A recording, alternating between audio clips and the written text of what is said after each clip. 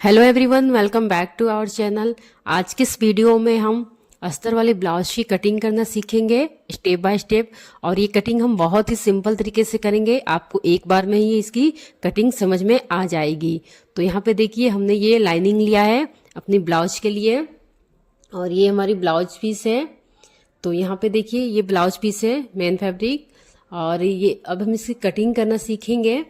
तो यहाँ पे देखिए, ये जो ब्लाउज पीस है हमारी, यहाँ एक साइड में वर्क की हुई है जिसको हम ये स्लीव में लगाएंगे और बाकी की ये हमारी ब्लाउज की फैब्रिक है वो प्लेन है और इसे हमने ब्लाउज में की स्लीव में लगाएंगे इस डिजाइन वाले पार्ट को, और बाकी की हमारी ये प्लेन है। तो यहाँ पे देखिए, अब हम इसकी कटिंग स्टार्ट करेंगे। तो पहले हम इसकी कटिंग लाइनिंग में करेंगे। तो चलिए देखिए, लाइनिंग को हम अच्छे से खोल के इसे डबल फोल्ड में रख लेते हैं। यहाँ से हमने कटिंग पहले लाइनिंग में ही करेंगे। तो यहाँ से देखिए, हमने इसे डबल फोल्ड में रख लिया है। ये हमारी डबल फोल्ड में है, फ्रंट साइड है और ये फोल्डेड साइड है। तो यहाँ पे देखिए, जो हमारी किनारी वाली है उसे हम काट कर बराबर कर लेंगे। तो यहाँ से हम इसे कट कर लेते हैं जिससे फैब्रिक हमारी बराबर हो जाएगी। अब यहाँ पे अपनी शोल्डर की मार्किंग करेंगे। तो मैं यहाँ शोल्डर 6 इंच पे मार्क करूंगी और ये पहले मैं बैक पार्ट की कटिंग कर रही हूँ। तो यहाँ पे हमने 6 इंच शोल्डर के लिए मार्किंग करनी है और इसकी आर्म होल की भी मार्किंग हम 6 इंच पे करेंगे और लाइन को हमने इस तरह से स्ट्रेट कर लेनी है। तो यहां से देखिए, लाइन को हम इस तरह से स्ट्रेट कर लेंगे।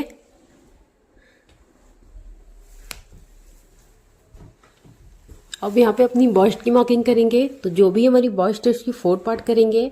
तो यहाँ पे हमारी बस्ट 36 इंच है, तो इसको 4 से डिवाइड करेंगे तो 9 इंच होगी, यानी कि बस्ट की 4 पार्ट।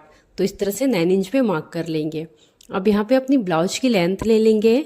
तो ब्लाउज को हम 14 इंच पे रेडी करेंगे और 1 इंच हम यहाँ से मार्जिन ऐड कर लेते हैं।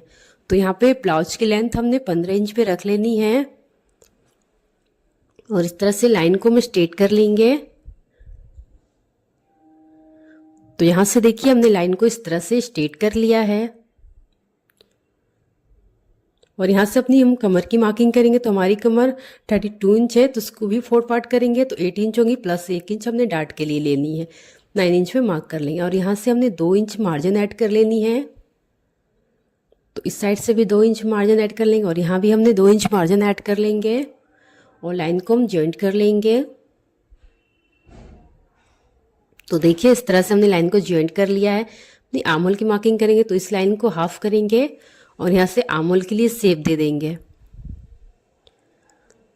लगभग 1 से 1.25 इंच पे हमने ये बैक आर्म होल के लिए शेप देंगे।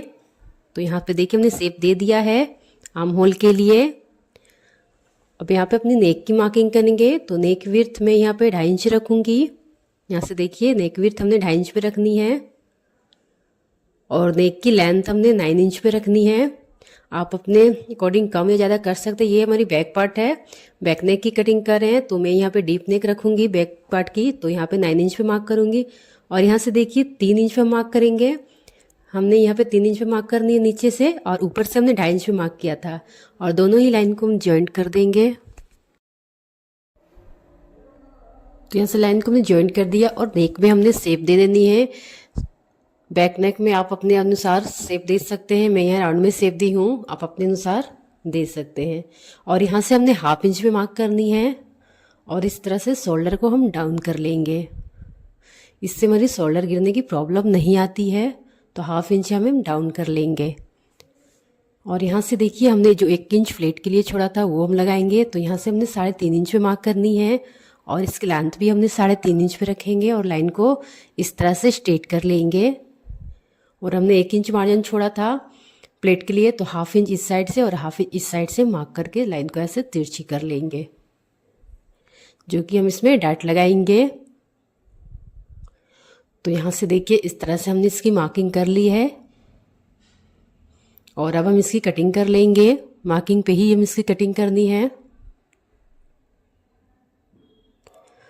तो इस तरह से हमारी ये बैक पार्ट की कटिंग हो गई है।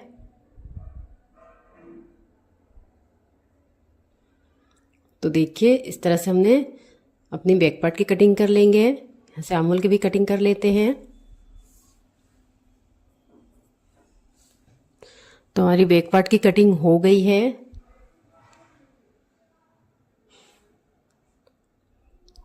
देखिए इस तरह से, और इस साइड भी हमें इसको मार्क कर लेंगे जो हमने डाट के लिए मार्क किया था। तो ऐसे टैप टैप करते हुए इस साइड भी मार्क कर लेंगे और इस तरह से इसे डीप कर लेंगे। तो यहाँ से हमारी बैक पार्ट की कटिंग हो गई। हम फ्रंट पार्ट की कटिंग करेंगे। तो फिर से लाइनिंग वाले फैब्रिक को डबल फोल्ड में रखेंगे और यहाँ से देखिए ओपन साइड की ओर हमने अपनी तरफ रखा है और फ्रंट पार्ट को कटिंग करने के लिए बैक पार्ट को हम इस पे रखेंगे और 1/2 इंच हम इस साइड से बढ़ा लेंगे यहाँ से, जिसमें कि हम बटन पट्टी लगाएंगे तो 1/2 इंच की मार्जिन ले लेंगे यहाँ से। तो 1/2 इंच भी यहाँ पे हमने बढ़ा लेनी है और यहाँ पे भी हमने 1/2 इंच बढ़ा लेंगे क्योंकि हम इसमें फ्रंट साइड में यहाँ पे डाट लगाएंगे तो 1/2 इंच हमारी दबेगी। तो यहाँ से हमने 1/2 इंच बढ़ा लेनी है। तो इस तरह से 1/2 इंच हम बढ़ा लेंगे और इस तरह से लाइन को स्ट्रेट कर लेंगे। तो बैक साइड से, बैक पार्ट से हमें 1/2 इंच इससे ज़्यादा रखनी होगी। तो यहाँ से देखिए 1/2 इंच हमने इस साइड से, 1/2 इंच इस साइड से बढ़ा लिया है और यहाँ पे हमने जो शोल्डर सेम ऐसे ही मार्क कर लेंगे। आर्म होल को भी हमने इससे मार्क कर लेंगे और अपनी यहाँ पे देखिए हमने यहाँ भी 1/2 इंच बढ़ा लेंगे, जो कि हम यहाँ भी अपने टक्स डालेंगे तो 1/2 इंच यहाँ दबेगी फैब्रिक। तो इस तरह से 1/2 इंच इस साइड से भी हम बढ़ा लेंगे। तो 1/2 इंच से हमें तीनों साइड से बढ़ा लेनी है फ्रंट पार्ट में, जिसमें कि हम टक्स लगाएंगे और अपनी नेक की मार्किंग करेंगे। तो फ्रंट नेक में यहाँ पे 6 इंच पे रखूंगी। फ्रंट नेक आप 5 से 6 इंच पे ही रखेंगे, नहीं तो फिर आगे में प्रॉब्लम हो जाती है, इसलिए हम यहाँ पे 6 इंच पे ही मार्क करेंगे और इस तरह से हम नेक में शेप दे देंगे। तो यहाँ पे देखिए इस तरह से हमने इसकी भी मार्किंग कर लिया है और इसकी भी हम कटिंग कर लेंगे। तो इस तरह से हमारी ये फ्रंट पार्ट की भी कटिंग हो जाएगी।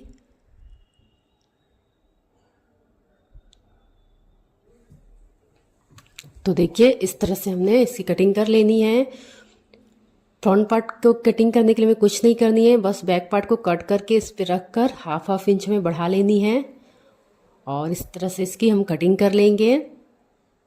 अब उसके बाद हम इसमें टक्स की पॉइंट लगाएंगे अपनी फ्रंट पार्ट में। तो देखिए इस तरह से फ्रंट पार्ट के लिए हमारी 2 पार्ट है और इसमें अब हम टक्स की अपनी पॉइंट लगा लेंगे। तो यहाँ से देखिए हमने सबसे पहले यहाँ पे जो हमने डाट के लिए 1 इंच छोड़ा है नीचे के साइड से, तो यहाँ पे हमने इसकी लाइन 4 इंच पे मार्क करेंगे अपनी बटन पट्टी की ओर से और यहाँ पे भी इसकी लेंथ भी हमने 4 इंच पे रखनी है और लाइन को स्ट्रेट कर लेंगे। और इसमें हमने 1 इंच मार्जिन छोड़ा था जैसे कि बैक पार्ट में हमने लगाया है और 1/2 इंच दोनों साइड से करते हुए इस तरह से लाइन को हम जॉइंट कर लेंगे। तो देखिए इस तरह से हमने लाइन को जॉइंट कर लिया। ये हमारी 1 इंच की डाट लगेगी नीचे में। तो इस तरह से हमने इसकी मार्किंग कर ली है।